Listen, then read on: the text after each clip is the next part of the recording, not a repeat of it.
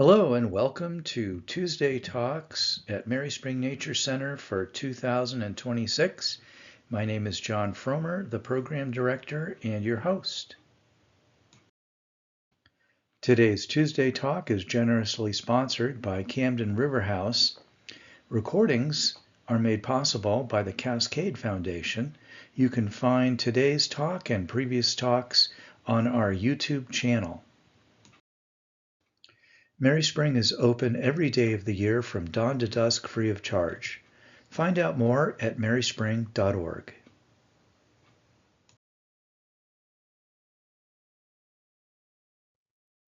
Today's program on green burials was presented by Jean Matlack.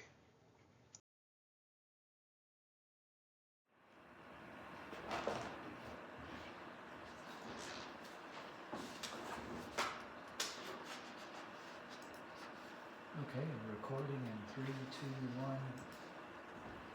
Welcome, Jean. Hello, everybody, both in this room full and out in the world. I'm glad to be with you. I want to say by way of introduction to this whole PowerPoint that when death comes, many factors are at play when a person's loved ones must make plans for how they will care for the body and what will happen to the body. There's conventional burial, and there's cremation in two forms, which we'll talk about, and green burial. Our focus today will be on the carbon footprint aspect of all that. The funeral industry, in fact, has quite a large carbon footprint, which I didn't know until I began exploring all this. And we're introducing green burial as the least impactful on that score.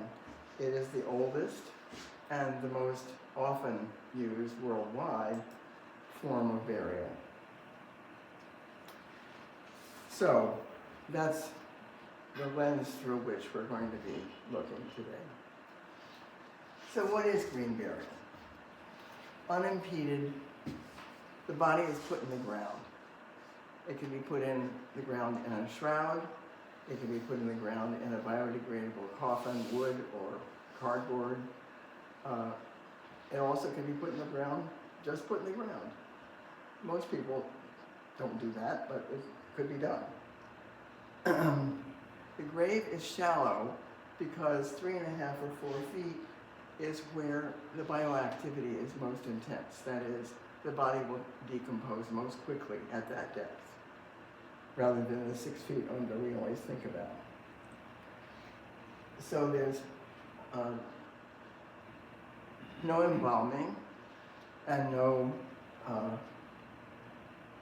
invasive, no vault. The biodegradable containers must be biodegradable, so they'll decompose along with the body. And in green burial grounds, we try to use as little power equipment as possible. Prefer to use hand equipment or battery-driven equipment. And we don't fertilize. Green burial groves or cemeteries look more like woodlands or meadows instead of being mown the way conventional burials are. So the cost of the mowing of conventional burials is very high. And of course, if they're gas-driven, then there's all of that. So green burial grounds are left to grow as they will, and occasionally they will do a controlled burn or an annual whack-away. Next, yes. So Midcoast Maine Burial is a local volunteer organization. We started in 2003. We're a 501c3 nonprofit, and we have a wonderful website, which you can see at the bottom, midcoastmainegreenburial.org. Next. Our vision is to create a green burial site in one of the 3 counties that we live near. Next slide. Why replace conventional burial? Did I know this? No. The people who work at embalming bodies have higher rates of blood cancers than the rest of us. The people who keep the grounds in conventional burial cemeteries have higher levels of COPD and other lung ailments because they breathe in all that stuff when they're using for fertilizer, etc.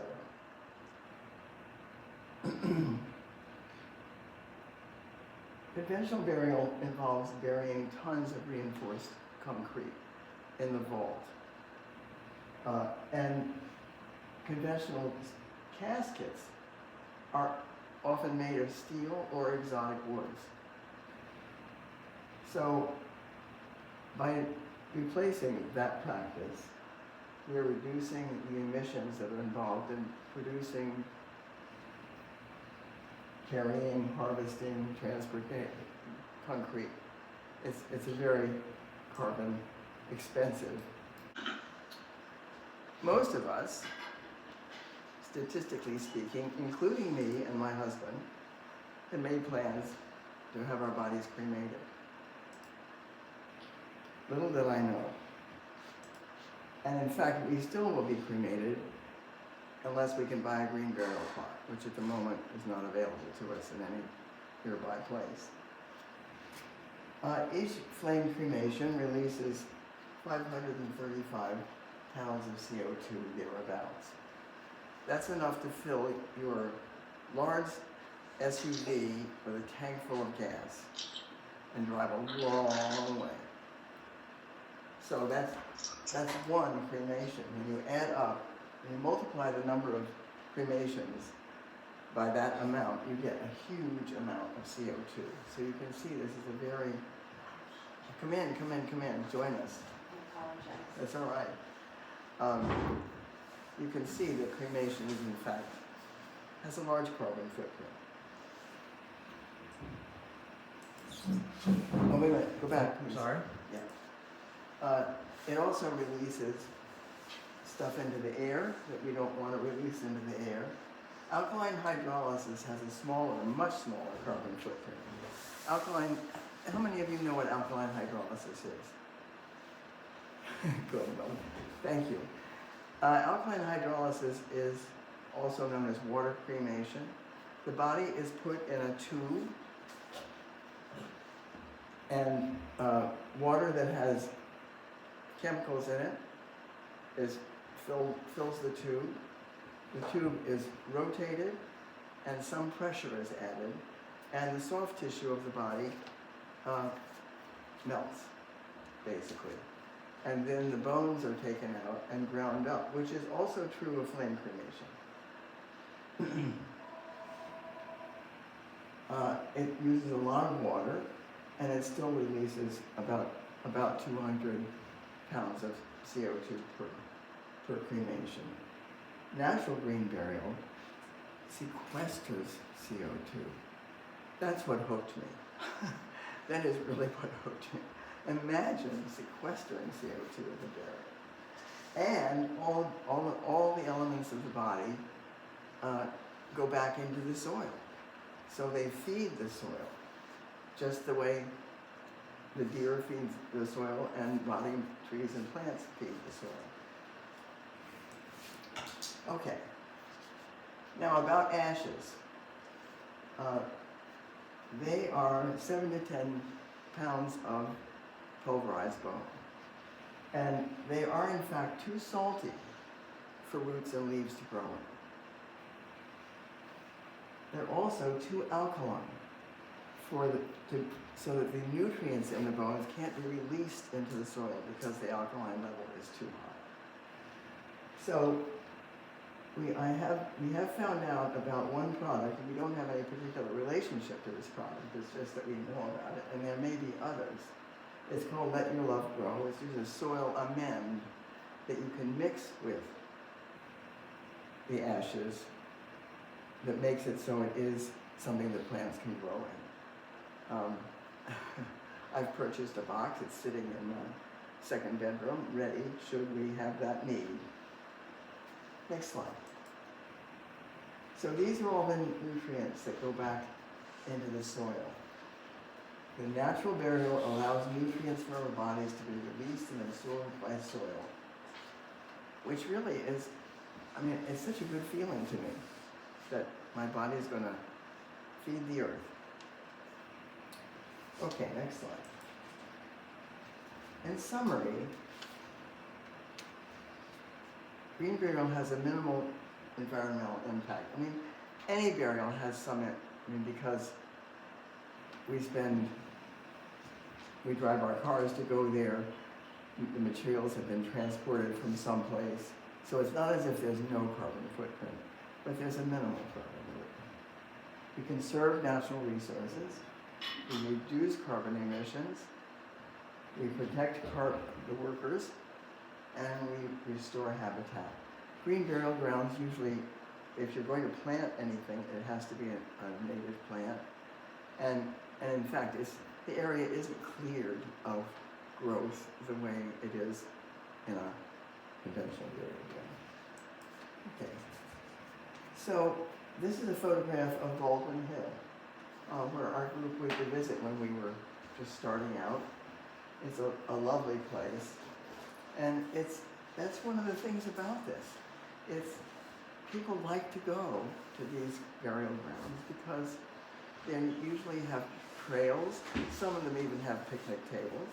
Some of them are places that get used for other things besides burial. For instance, weddings and baptisms and other family rituals happen there because they're beautiful places and natural places.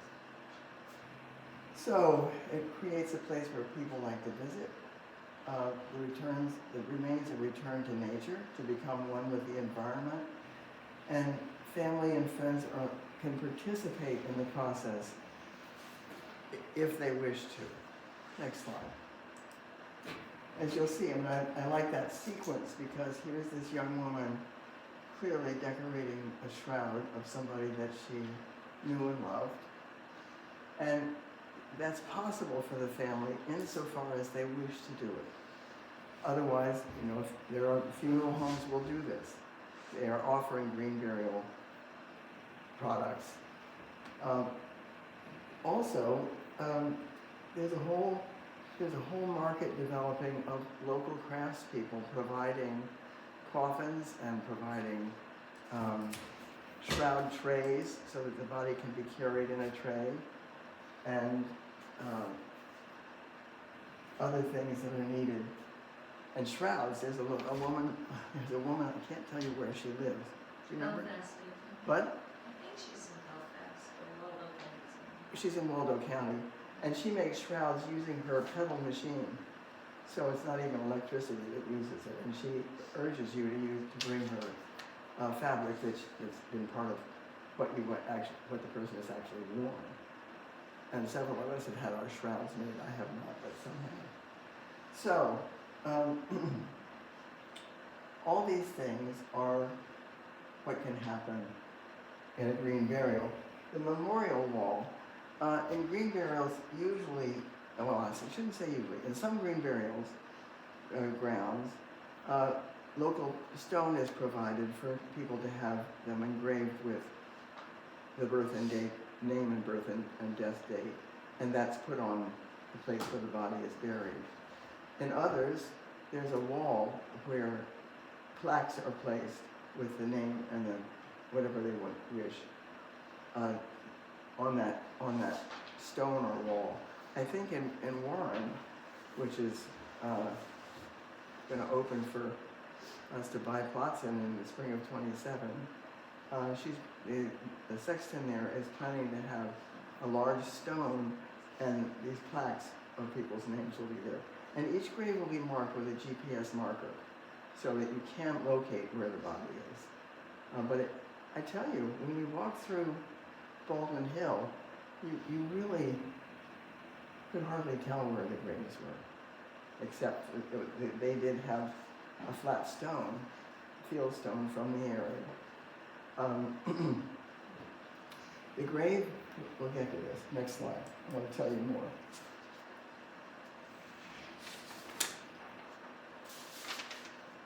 So, these are the prices of what plots, just the plot. Now this is not the whole, you know, if you have a funeral home, do other things. That would be an addition. But this is for the plot itself. Baldwin Hill, actually Baldwin Hill is no longer selling plots.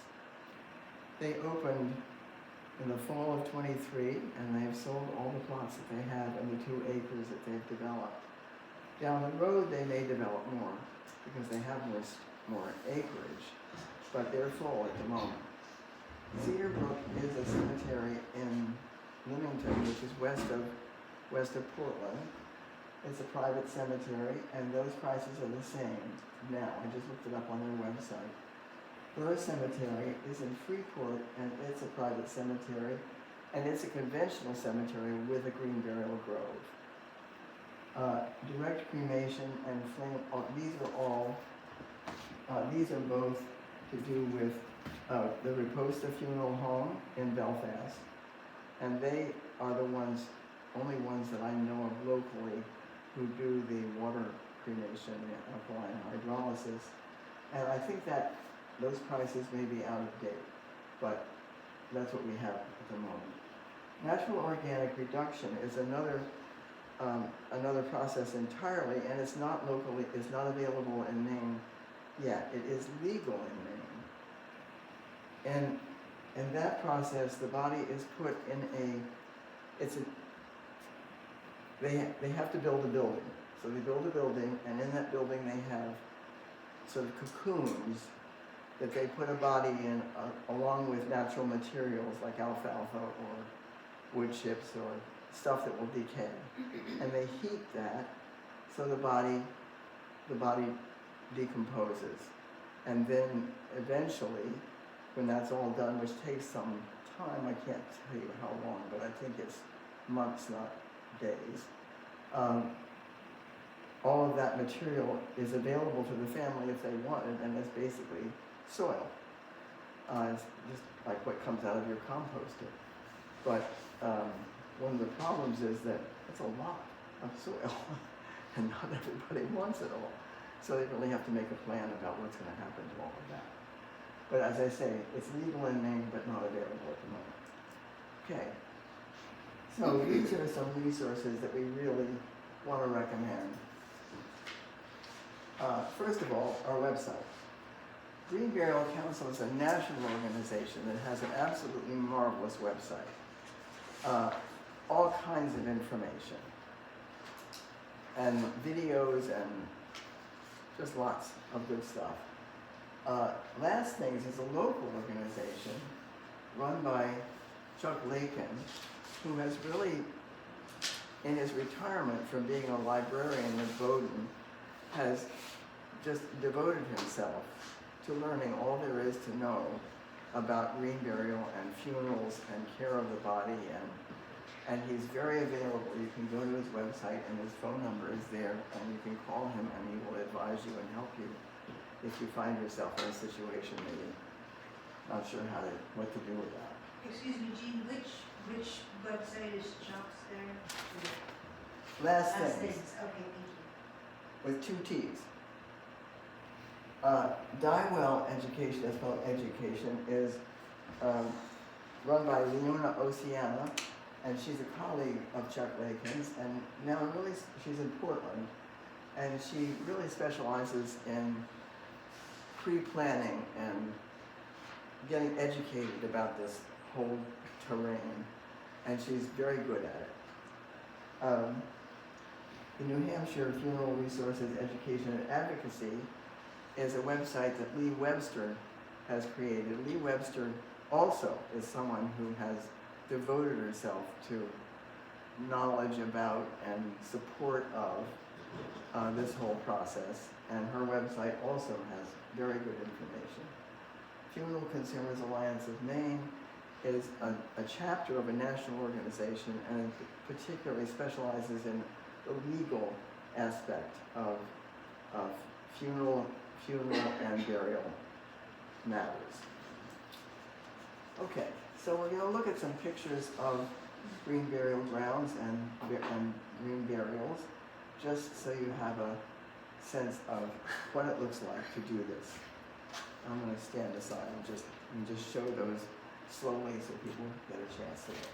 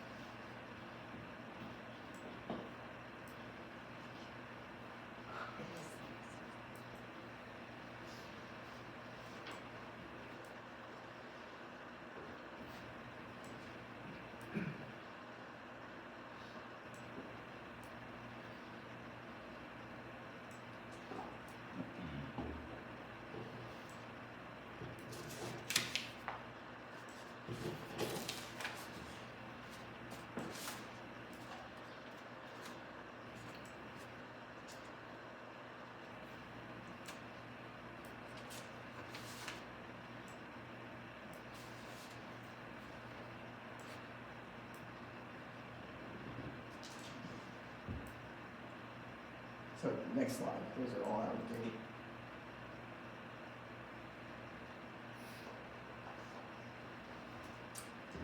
So we have some time for questions. I do want to just say before we start that we have an event coming up on March 8th at the Villager Cafe, on a Sunday afternoon. And there I think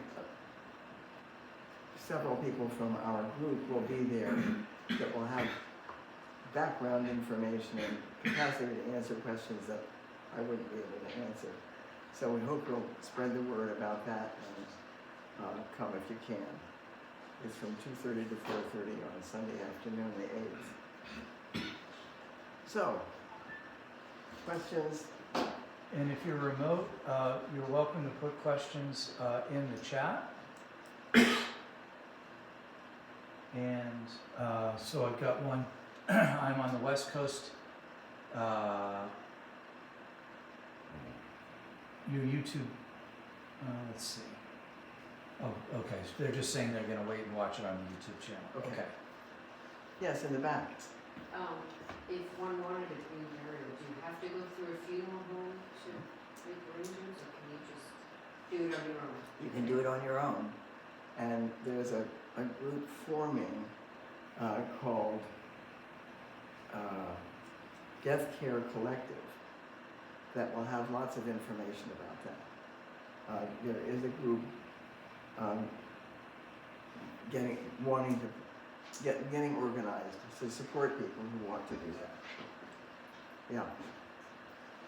All you have to do is buy a plot and make arrangements with the place you're going to bury.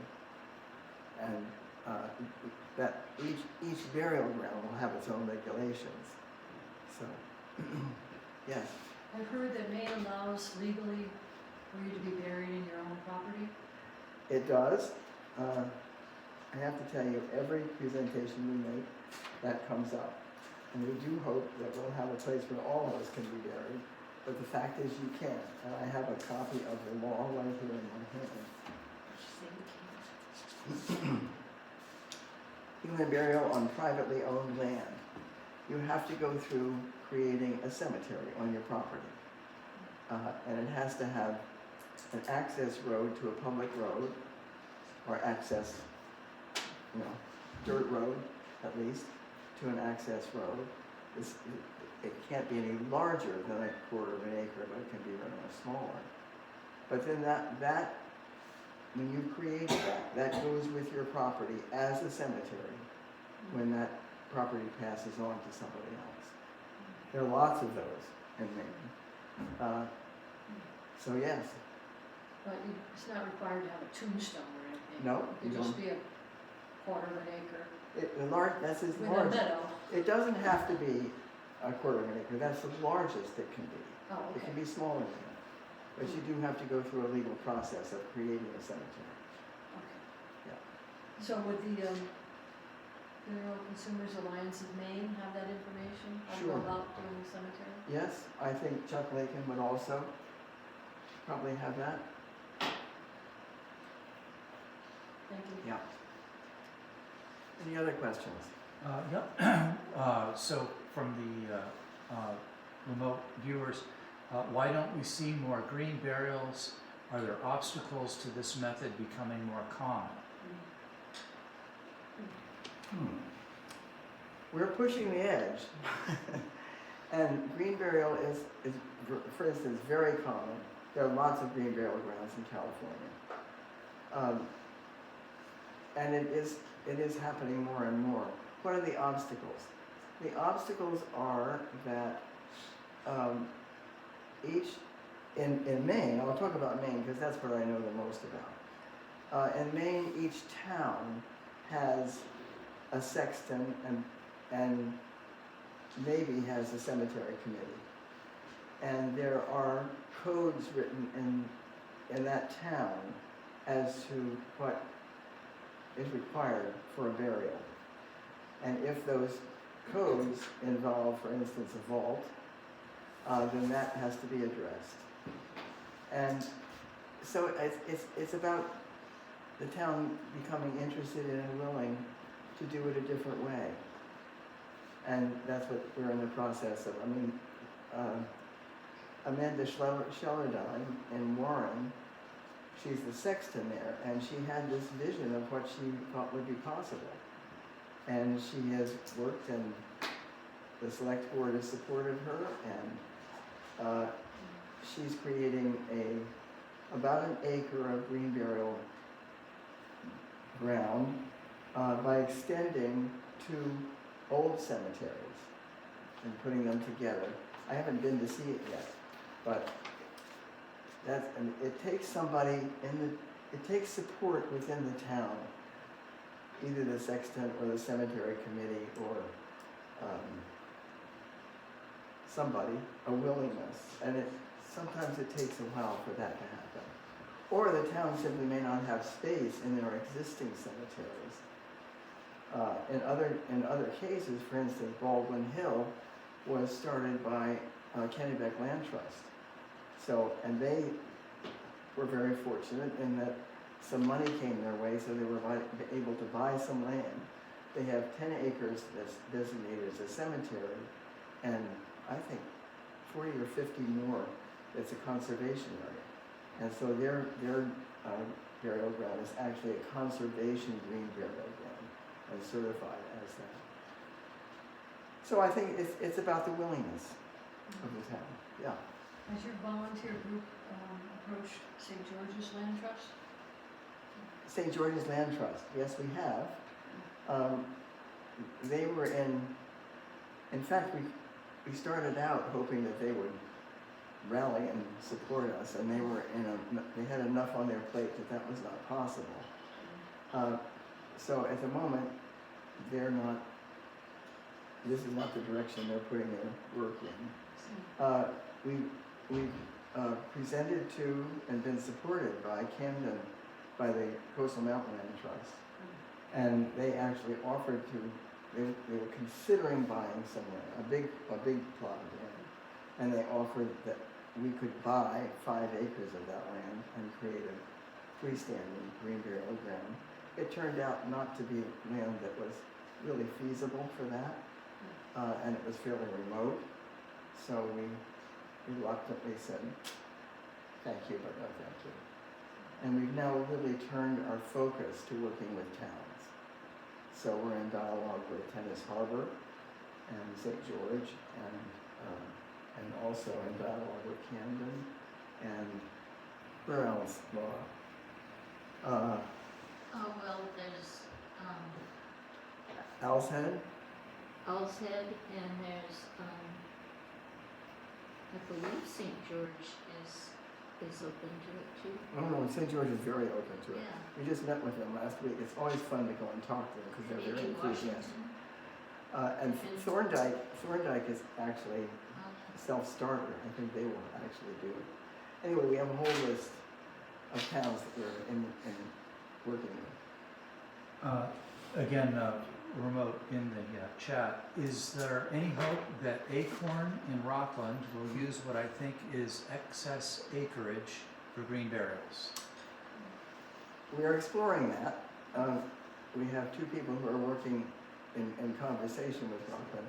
In fact, a lot of that land is too wet. I was just looking at, we had a meeting last week and we were looking at that, at the map of that. It's a huge acreage, but a lot of it is wet. And whether we can find a small chunk that could be, could be used. But there's some requirements about what kind of land it is that it will work for green burial. It can't be too wet because then the body won't decompose well, etc. The soil has to be of a kind that supports it. Yes? So because the whole intention of this is to reduce the carbon footprint as much as possible, have they looked at how long you have the plot? I mean, the way my brain's thinking is that over time it will I will be completely decomposed, so somebody else could use that spot. Yeah. So have they addressed how that works, or is that again dependent on municipality? We haven't, our group hasn't particularly. But I happen to know that in places in Europe, for instance, where land is very short, they keep a burial for a certain number of years, and I can't tell you how many. But then they take the bones out and put it in an oscillary, put it in a drawer. But by that time, the relatives of that person who was buried are also probably dead, and so then that plot can be used. So there is a possibility of that kind of recycling. It takes a long time for the bones to decay. Right. Yeah. Yeah. Any other questions? Any other questions online? Oh, go ahead. Sorry. Is there an impact also, because with green burial, for instance, if somebody has died with a certain disease, that diseases sometimes can be off-gas, for lack of a better term, and is that an issue that you run into that? Yes, we have encountered that concern. Apparently, both the toxins of the disease and of chemotherapy chemicals, for instance. The chemotherapy chemicals usually leave the body before the body is buried. That is, they have a very short half-life. And usually chemotherapy is stopped fairly, before the body dies. And there is not an issue with the body having toxins in it. It's the same as with anything else that's rotting. Nature takes care of it. There's not any evidence that it is dangerous in any way. Yeah. Other questions? Yeah. Yeah, metals in the body. I have a couple of titanium knees. How was that handled? They just stay there in green burial. Forever. In alkaline hydrolysis, they in fact are taken out and they're sterilized and they can be reused. So that's one advantage of alkaline hydrolysis. But I'm the same as you. I have 2 titanium knees. Wonderful things that they are. They are. But they will go in the ground and just stay there. Thank you. How about gold crowns? Are those removed before? No, nothing's removed. Nope. No. But that also would be collected in alkaline hydrolysis. Yeah. Okay, I want to invite you to look at our website. Also, if you are interested in having a green burial, please call your town and tell them you want one. Because that kind of willingness is what the towns need to know about if they're going to move, to make the changes that are required. I mean, most towns will have to change their codes in some way. and develop a whole new way of doing things. So there's, as you can understand, there's a kind of reluctance in some parts. Yes. No, I live in St. George, Uh-huh. and I was unaware that there was this positive movement towards green burial. Yeah. So have you been meeting with the cemetery committee We there? have, yes. Or was We had our third meeting this last, a week ago. recently? Yeah. Yeah. And is the select board on board? The select board has approved it, yes. Okay, So all right. call Dawn Gotche and talk with her. Call who? Your sexton is Dawn Gotche. Oh, Dawn. Oh. G-A-U-T-H-I-E-R. Yeah, I know her. Yeah, well, call her and talk to her about it. I will. She'll be very happy to know, yeah. Thank you. An exciting thing that's happening next Wednesday is that the sexton, I think it's the sexton, anyway, someone from the Owl's Head, either the sexton or the cemetery committee, has called a meeting of local, the new word is cemeterians, which means sextons and members of cemetery committees from several local towns to come and just talk with each other about all the issues that they face. They may not talk about green burial, I hope they will, but about how they are keeping up old gravestones, all the things they have to deal with. So, but we feel very happy that that's happening.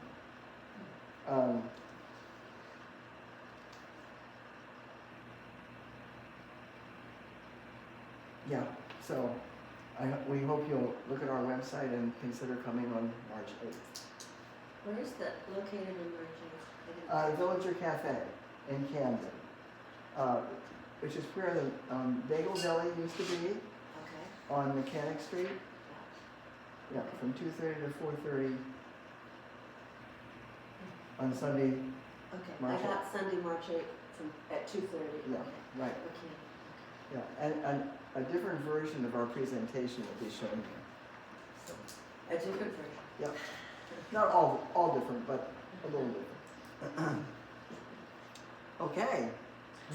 Gene, thank you very much. Really appreciate it. And we will have this recording up on our YouTube channel later this week. Okay.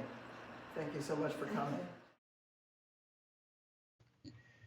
Thank you for joining this Tuesday talk. For more information, please visit Merryspring at www.merryspring.org and also on our YouTube channel.